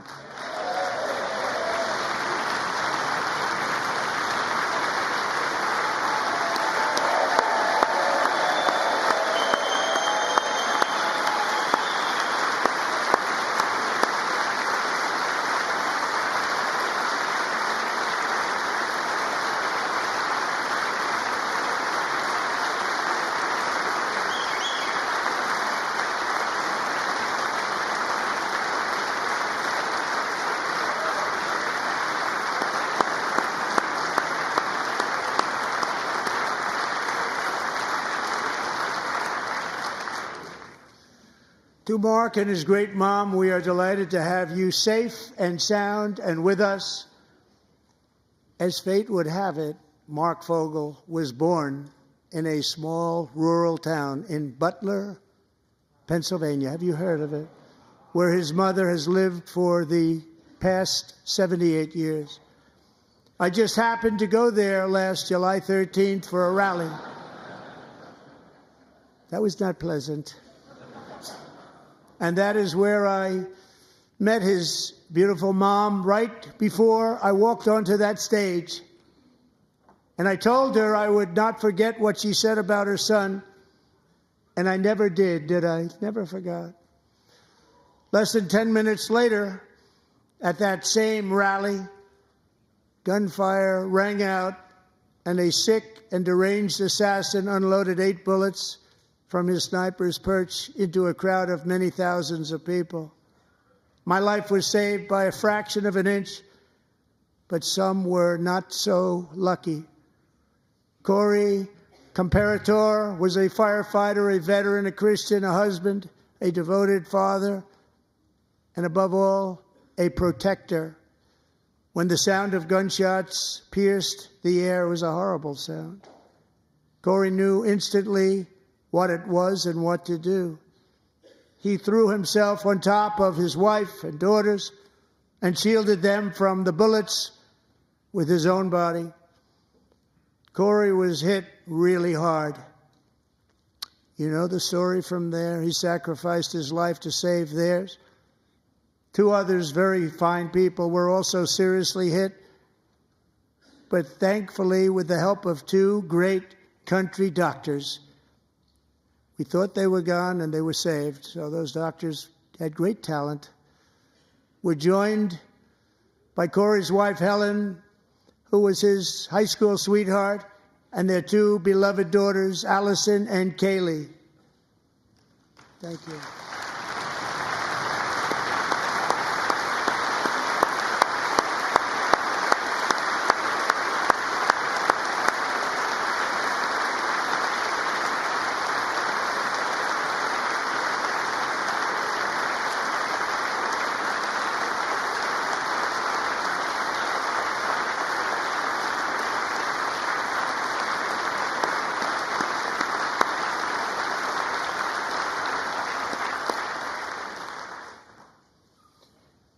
To Helen, Allison, and Kaylee, Corey is looking down on his 3 beautiful ladies right now, and he is cheering you on. He loves you. He is cheering you on. Corey was taken from us much too soon, but his destiny was to leave us all with a shining example of the selfless devotion of a true American patriot. It was love like Corey's that built our country, and it's love like Corey's that is going to make our country more majestic than ever before. I believe that my life was saved that day in Butler for a very good reason. I was saved by God to make America great again. I believe that. Thank you. Thank you.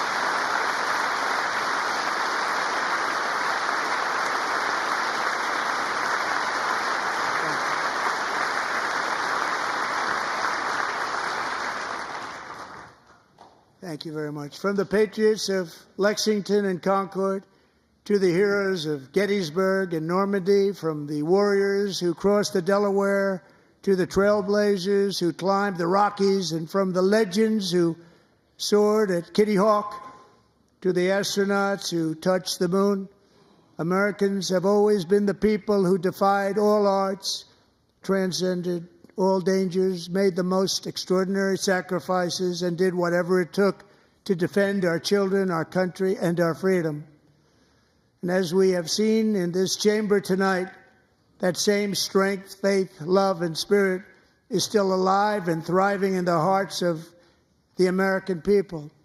Despite the best efforts of those who would try to censor us, silence us, break us, destroy us, Americans are today a proud, free, sovereign, and independent nation that will always be free, and we will fight for it till death. We will never let anything happen to our beloved country, because we are a country of doers, dreamers, fighters, and survivors.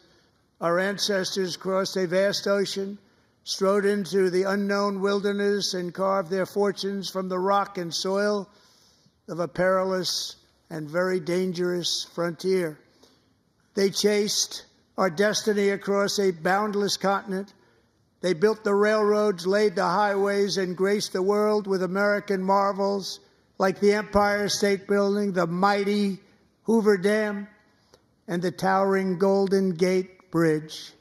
They lit the world with electricity, broke free of the force of gravity, fired up the engines of American industry, vanquished the communists, fascists, and Marxists all over the world, and gave us countless modern wonders sculptured out of iron, glass, and steel. We stand on the shoulders of these pioneers who won and built the modern age, these workers who poured their sweat into the skylines of our cities, these warriors who shed their blood on fields of battle and gave everything they had for our rights and for our freedom. Now it is our time to take up the righteous cause of American liberty. And it is our turn to take America's destiny into our own hands and begin the most thrilling days in the history of our country. This will be our greatest era. With God's help, over the next 4 years, we are going to lead this nation even higher, and we are going to forge the freest, most advanced, most dynamic, and most dominant civilization ever to exist on the face of this earth. We are going to create the highest quality of life, build the safest and wealthiest and healthiest and most vital communities anywhere in the world. We are going to conquer the vast frontiers of science, and we are going to lead humanity into space and plant the American flag on the planet Mars and even far beyond.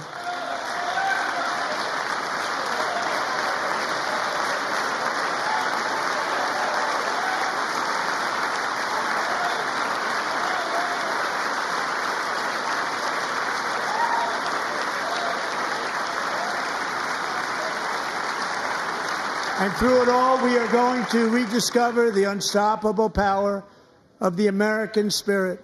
And we are going to renew unlimited promise of the American dream. Every single day, we will stand up and we will fight, fight, fight for the country our citizens believe in and for the country our people deserve.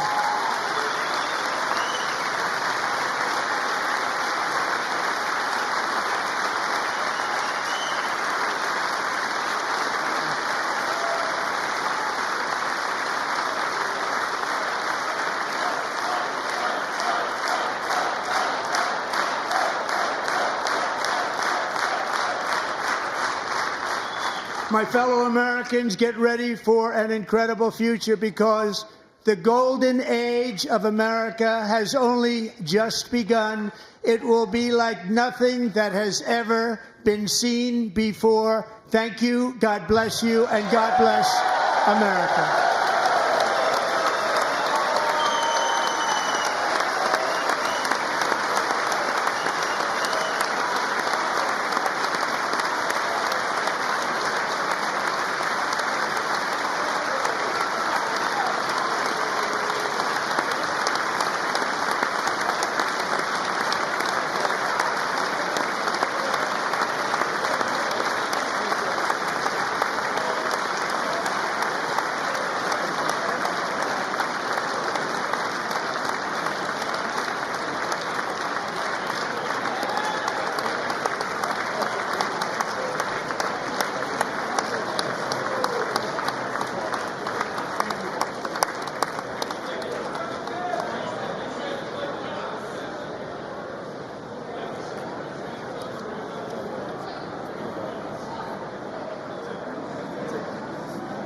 Thank you very much. Great job. Thank you. Great honor. Thank you. Thank you. Get this place going, all right? Thank you. It's a great honor. Thank you. Thank you, Mr. President. Thank you very much.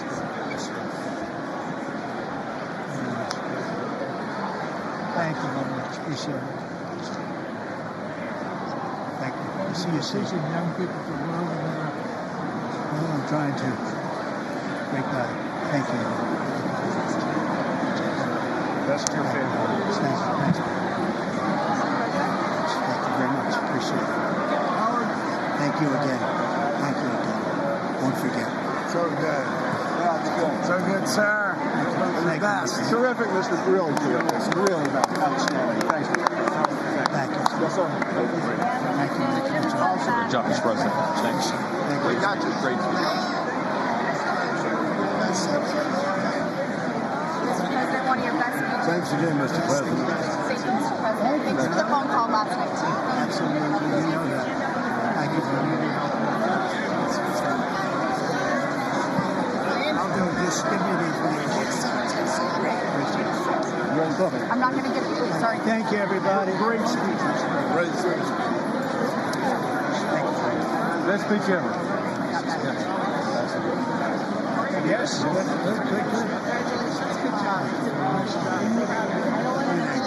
Good job.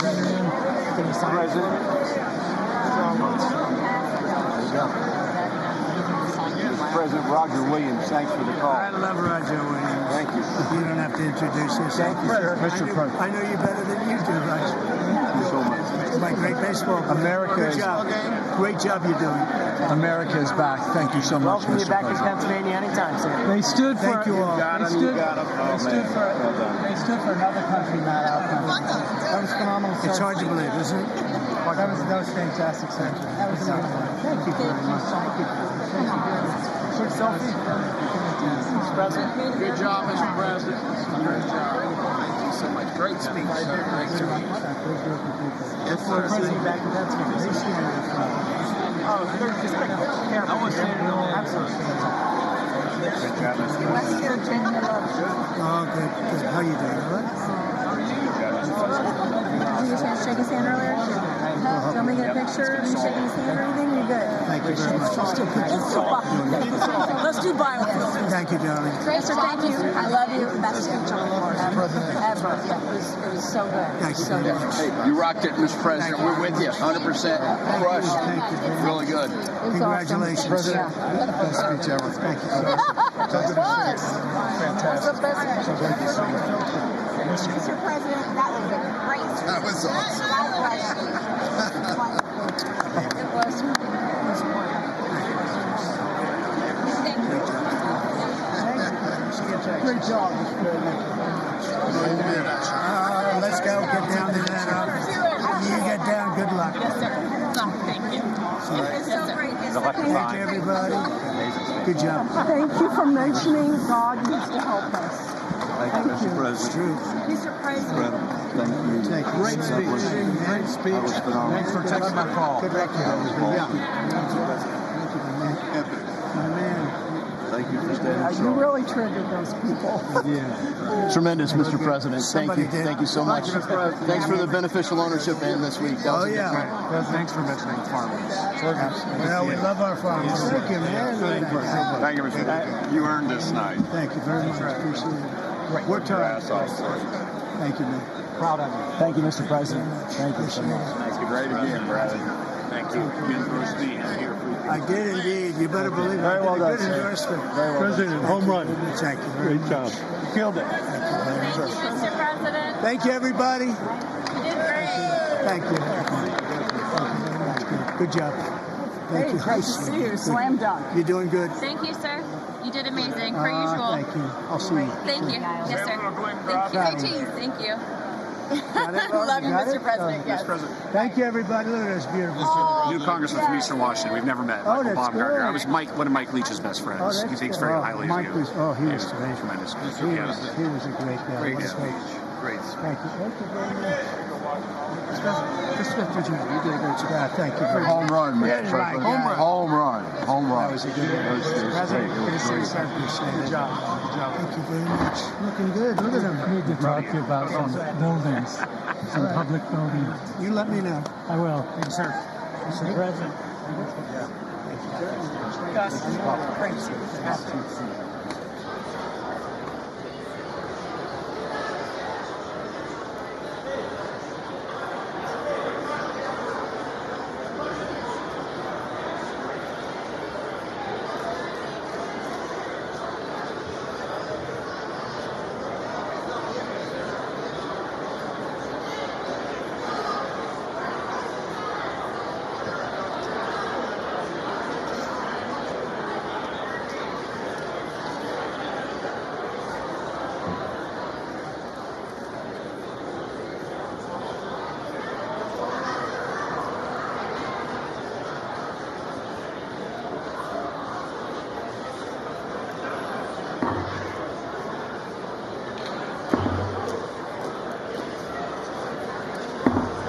The House will be in order.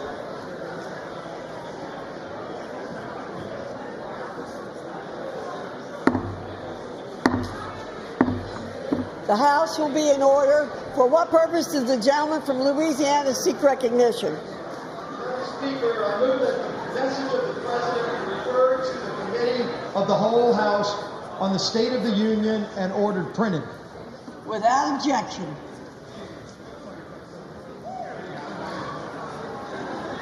Does it?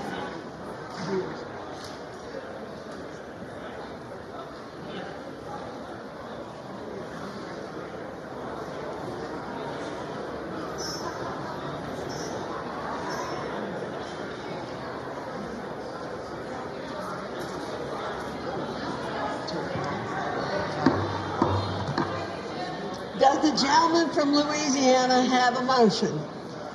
Madam Speaker, I move that the House now stand adjourned. The question is on the motion to adjourn. Those in favor say aye. Those opposed, no. The ayes have it. The motion is agreed to. Accordingly, the House stands adjourned until 10 a.m. tomorrow for morning hour debate.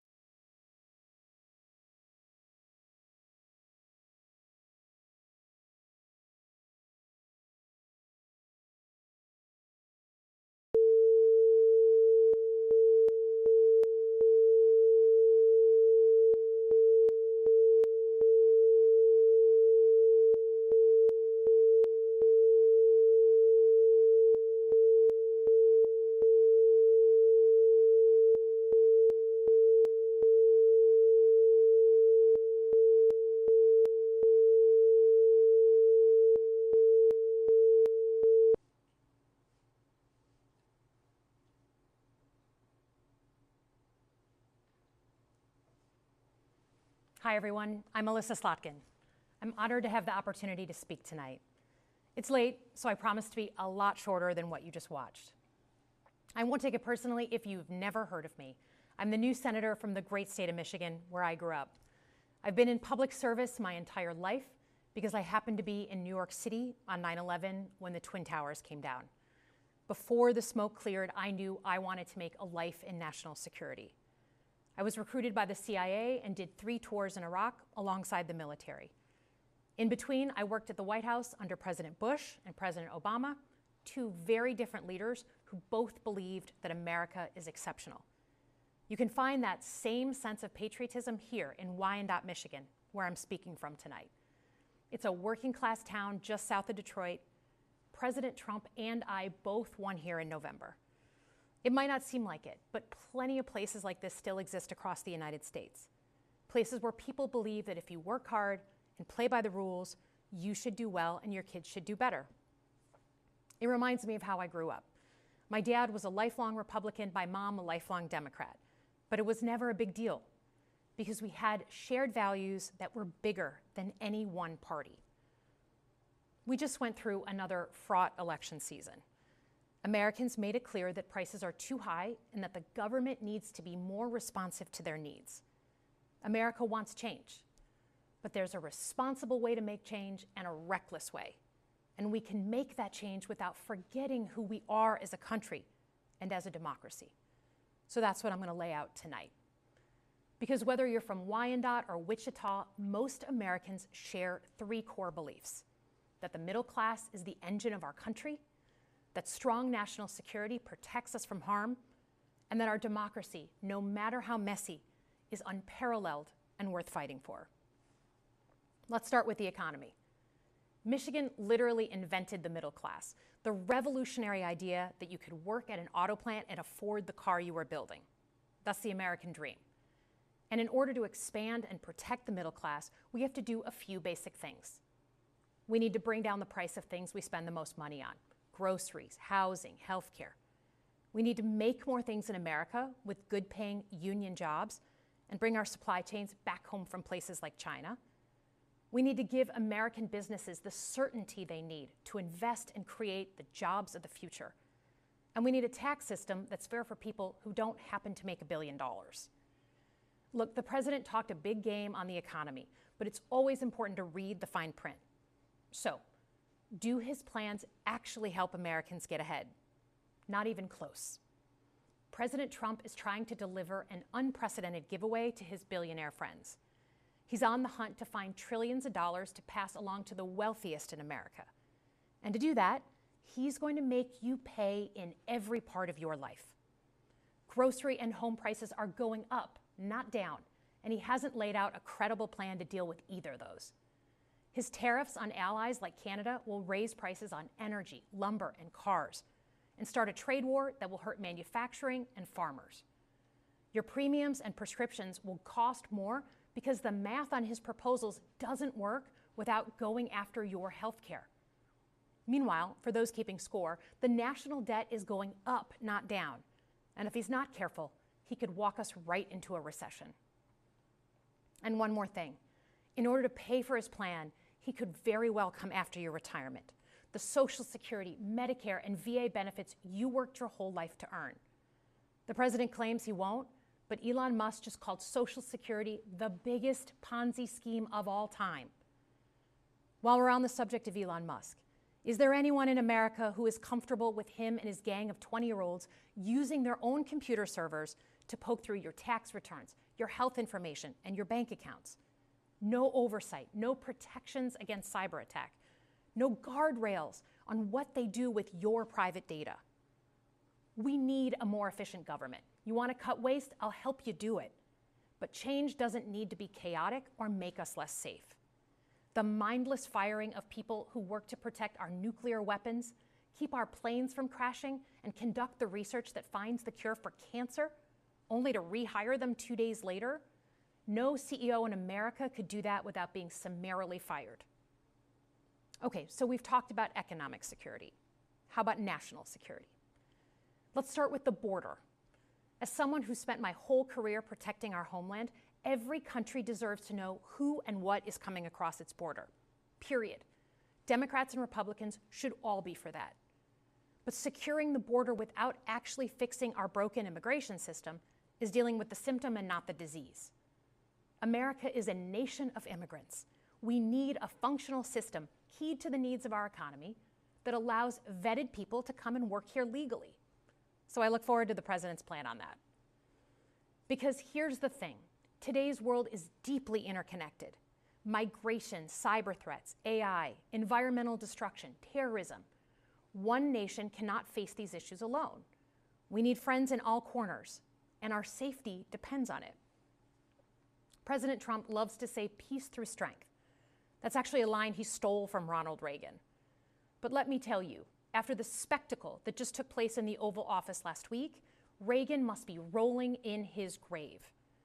We all want an end to the war in Ukraine, but Reagan understood that true strength required America to combine our military and economic might with moral clarity. And that scene in the Oval Office wasn't just a bad episode of reality TV. It summed up Trump's whole approach to the world. He believes in cozying up to dictators like Vladimir Putin and kicking our friends like the Canadians in the teeth. He sees American leadership as merely a series of real estate transactions. As a Cold War kid, I'm thankful it was Reagan and not Trump in office in the 1980s. Trump would have lost us the Cold War. Donald Trump's actions suggest that in his heart, he doesn't believe we're an exceptional nation. He clearly doesn't think we should lead the world. Look, America is not perfect, but I stand with the majority of Americans who believe we are still exceptional, unparalleled. And I would rather have American leadership over Chinese or Russian leadership any day of the week. Because for generations, America has offered something better. Our security and our prosperity, yes, but our democracy, our very system of government, has been the aspiration of the world. And right now, it's at risk. It's at risk when the president decides you can pick and choose what rules you want to follow, when he ignores court orders and the Constitution itself, or when elected leaders stand by and just let it happen. But it's also at risk when the president pits Americans against each other, when he demonizes those who are different and tells certain people they shouldn't be included. Because America is not just a patch of land between two oceans. We are more than that. Generations have fought and died to secure the fundamental rights that define us. Those rights and the fight for them make us who we are. We're a nation of strivers, risk takers, innovators, and we are never satisfied. That is America's superpower.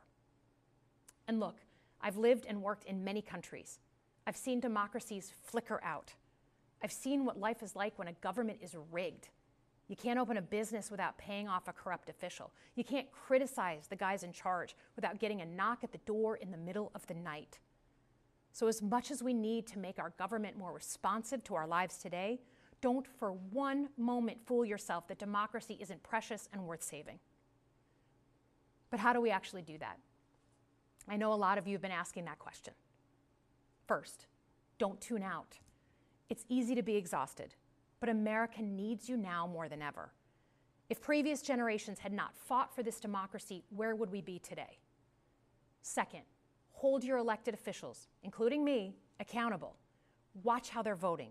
Go to town halls and demand they take action. That's as American as apple pie. Third, organize. Pick just one issue you're passionate about and engage. And doom scrolling doesn't count. Join a group that cares about your issue and act. And if you can't find one, start one. Some of the most important movements in our history have come from the bottom up. In closing, we all know that our country is going through something right now. We're not sure what the next day is going to hold, let alone the next decade. But this isn't the first time we've experienced significant and tumultuous change as a country. I'm a student of history, and we've gone through periods of political instability before. And ultimately, we've chosen to keep changing this country for the better. But every single time, we've only gotten through those moments because of two things: engaged citizens and principled leaders. Engaged citizens who do a little bit more than they're used to doing to fight for the things that they care about, and principled leaders who are ready to receive the ball and do something about it. So thank you tonight for caring about your country. Just by watching, you qualify as engaged citizens. And I promise that I and my fellow Democrats will do everything in our power to be the principled leaders that you deserve. Good night, everyone.